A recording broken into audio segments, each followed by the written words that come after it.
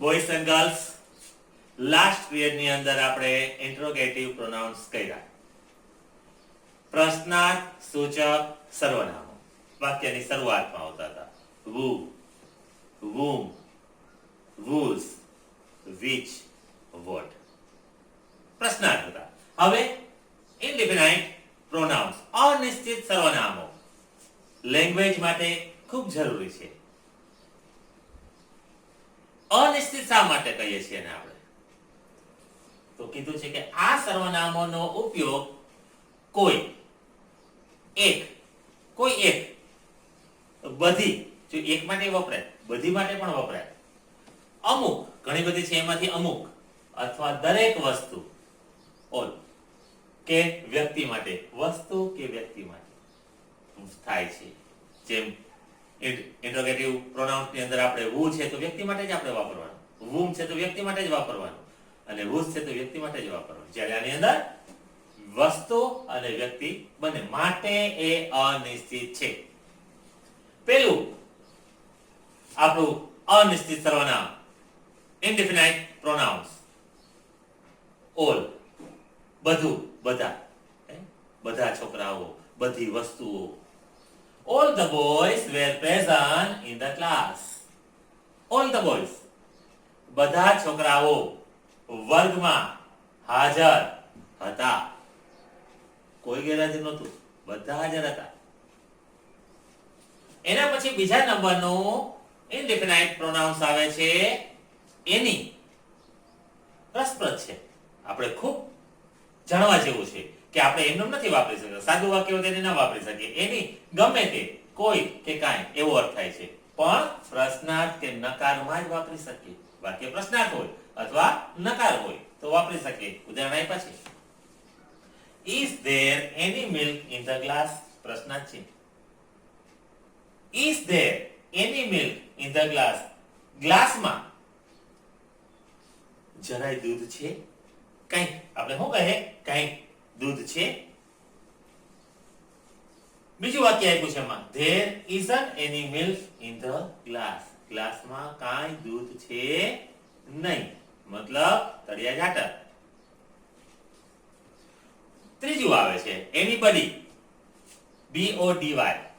બડી એટલે વ્યક્તિ, somebody, anybody, nobody, કોઈ પણ નો વ્યક્તિ હોય તો કે nobody. anybody ગમે તે વ્યક્તિ, anybody એટલે ગમે તે વ્યક્તિ. પણ આ આપણો નિયમ તો છે જ પ્રશ્નાર્થ નકારમાં. Is there anybody in the class? વર્ગમાં કોઈ વ્યક્તિ હાજર છે? There isn't anybody in the class. ક્લાસમાં કોઈ વ્યક્તિ હાજર નથી. આપણે anybody અને anything, anybody છે એ આપણે વ્યક્તિ માટે વાપરીએ છીએ. anything આની જેમ જ વાપરવાનું છે, પણ એ વસ્તુ માટે વપરાય. body એટલે વ્યક્તિ, thing એટલે વસ્તુ. બોયઝ એન્ડ ગર્લ્સ, ચોથા નંબરનું ઇનડિફિનાઇટ પ્રોનાઉન્સ આપણું છે each. each અને every સાથે 4 નંબરમાં આપ્યું છે. each નો અર્થ દરેક, every નો અર્થ દરેક.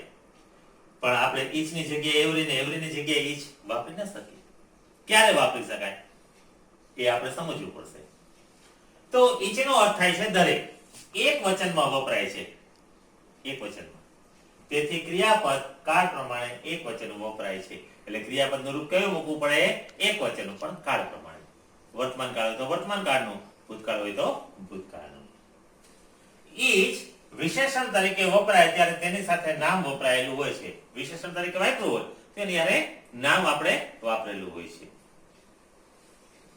અને every દરેક વિશેષણ તરીકે વપરાય છે, એ વિશેષણ તરીકે જ વપરાય, નામ તરીકે વાપરી શકાતું નથી.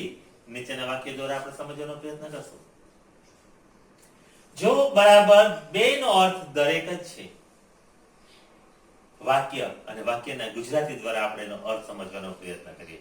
each of the boys has a pen in his hand. વર્ગ છે, વર્ગમાં ઘણા બધા વિદ્યાર્થીઓ બેઠા છે, 50 વિદ્યાર્થીઓ બેઠા છે.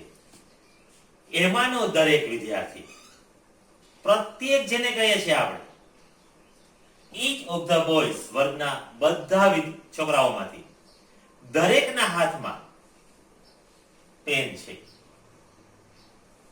each of the boys has a pen in his hand. ઘણા મને પૂછે સાહેબ બહુવચન આવ્યું અહીંયા, કીધું જ ને કે એક વચન માટે એક વચન વપરાય, અહીંયા બહુવચન કેમ આવ્યું? પણ બહુવચન ક્રિયાપદનું નથી, બરાબર? આપણે કીધું છે કાર્ડ પ્રમાણે એક વચનનું વપરાય છે. તો each of the boys has a pen in his hand. has છે એ એક વચનનું ત્રીજો પુરુષ એક વચનનું રૂપ છે. તો વર્ગમાં જે 50 વિદ્યાર્થીઓ બેઠા છે, મતલબ ઘણા બધા છે, બધા વિદ્યાર્થીઓમાંથી દરેક આટલા બધા છે, એમાંથી દરેકના હાથમાં પેન છે એમ કહેવામાં આવે છે. બીજું, each student should do his homework. should નૈતિકતા બતાવે. each student should do his homework. દરેક વિદ્યાર્થીએ પોતાનું હોમવર્ક કરવું જોઈએ. વિદ્યાર્થી છે એટલે એને હોમવર્ક કરવું જોઈએ. હવે ત્યાં તમે each ની જગ્યાએ every વાપરી શકો. every student should do his homework. દરેક વિદ્યાર્થીએ, જો અહીંયા દરેક બેનો અર્થ બરાબર થયો, પણ આમાં જે આપણે એક વચનનું રૂપ વાપરવાનું જે કીધું છે એ મુજબ આપણે પેલું વાક્યને આપણે બનાવ્યું છે, બરાબર ને? બહુવચન નામનું છે, ક્રિયાપદ તો એક વચનનું છે, has છે, બરાબર? તો every student should do his homework. દરેક વિદ્યાર્થીએ પોતાનું હોમવર્ક કરવું જ જોઈએ. નૈતિકતા બતાવે છે, આમ કરવું જોઈએ. Boys and girls, indefinite pronouns number 5. Everybody, everything બે સાથે લખ્યું છે આપણે. એવરીબડી એટલે દરેક વ્યક્તિ, બડી વ્યક્તિ, એવરીથિંગ થિંગ વસ્તુ, અને એવરી તો તમને ખ્યાલ જ છે દરેક. આ વ્યક્તિ માટે વપરાય, આ વસ્તુ માટે વપરાય. એક વચનમાં જ વપરાય, આ પણ એક વચનમાં જ વપરાય છે. Everybody is free to move in this garden. આ બગીચામાં everybody, આપણે શું કીધું? દરેક વ્યક્તિ મુક્તપણે ફરી શકે છે, હરી ફરી શકે છે, હાલી ચાલી શકે છે, આમથી તેમ જઈ શકે છે. તો everybody is free to move in this garden. આ બગીચામાં દરેક વ્યક્તિ પોતાની મરજી મુજબ હરી ફરી શકે છે, મતલબ ફ્રી છે. everything દરેક વસ્તુ એક વચનમાં જ વપરાય. everything is ready for the dinner. Dinner માટેની દરેક વસ્તુ તૈયાર છે. સવારે બ્રેકફાસ્ટ, સવારે જે ઉઠીને ચા નાસ્તો કરીએ ને એને બ્રેકફાસ્ટ કહેવાય. બપોરે જમીએ છે ને લંચ કહેવાય, અને રાત્રે જમીએ છે ને ડિનર કહેવાય. યાદ રાખજો, મન પડે ત્યારે લંચ ને મન પડે ત્યારે ડિનર ના બોલાય. સાંજનું ભોજન, રાતનું ભોજન હોય તો ડિનર કહેવાય, બપોરનું ભોજન હોય તો લંચ.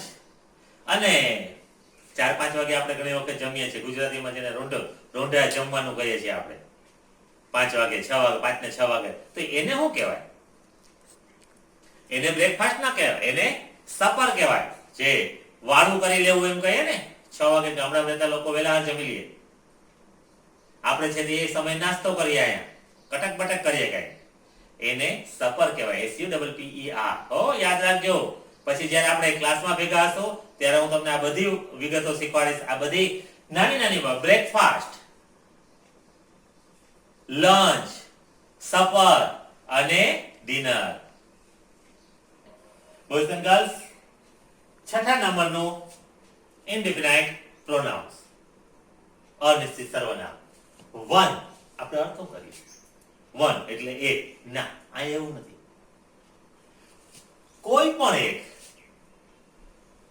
મતલબ જેમ ઈચ અને એવરી નો અર્થ દરેક થયો, એવો જ અર્થ આનો. દરેક, નિશ્ચિત વ્યક્તિ માટે નહીં, પરંતુ દરેક વ્યક્તિ માટે. આવી ગયો દરેક શબ્દ, કોઈ નિશ્ચિત વ્યક્તિ માટે નહીં, પણ દરેક વ્યક્તિ માટે. વાક્ય સમજીએ આપણે. One should try to achieve something in life. દરેક વ્યક્તિ પોતાના જિંદગીમાં, જીવનમાં કંઈક મેળવવા પ્રયત્ન કરે છે. one should try. આમાં એક પ્રયત્ન કરે છે એમ નહીં. જિંદગીમાં મેળવવા માટે દરેક વ્યક્તિ પ્રયત્ન કરે છે. આમાં દરેક બરાબર જોજો. કોઈ પણ એક મતલબ કોઈ પણ આ સમગ્ર આટલી વસ્તી છે એમાંનો કોઈ પણ એક પોતાના જીવનમાં કંઈક મેળવવા માટે પ્રયત્ન કરે છે. પછી આવે છે 7મા નંબર નો વન અથવા નન. કોઈ જ નહીં, કોઈ પણ વ્યક્તિ નહીં. જો વ્યક્તિ બાબતે એક વચનમાં વપરાય છે. No one has finished the work. કોઈએ કામ પૂરું કર્યું નહોતું. બધા ઠઠન ગોપાલ બેઠા હતા, ટાઈમ પસાર કર્યો, કામ પૂરું કોઈ ન કર્યું. તો નન હેઝ. પછી છે નોબડી. કોઈ જ વ્યક્તિ નહીં, એક વચનમાં વપરાય. મેં તમને કીધું છે કે બડી શબ્દ આવે એટલે વ્યક્તિ માટે. Nobody likes to get less marks. કોઈને ઓછા માર્ક્સ મેળવવા ગમે નહીં. Nobody. કોઈ પણ વ્યક્તિ ને ઓછા માર્ક્સ, તમારા આખો ક્લાસ છે, આપણે કહીએ કે પહેલો આમાંથી 5 જણાને આપણે ઓછા માર્ક્સ, તો ગમે કોઈને? બધા એમ કે ના હો સર, મને તો પૂરા જ માર્ક આપજો. મને ઓછા માર્ક્સ આવશે નહીં. Nobody likes to get less marks. કોઈને ઓછા માર્ક્સ મેળવવા ગમતા નથી. પછી છે નથિંગ. કોઈ જ વસ્તુ નહીં, કોઈ વસ્તુ. My pocket is empty. મારું ખિસ્સું ખાલી છે, ખિસ્સામાં કંઈ નથી. My pocket is empty. બરાબર?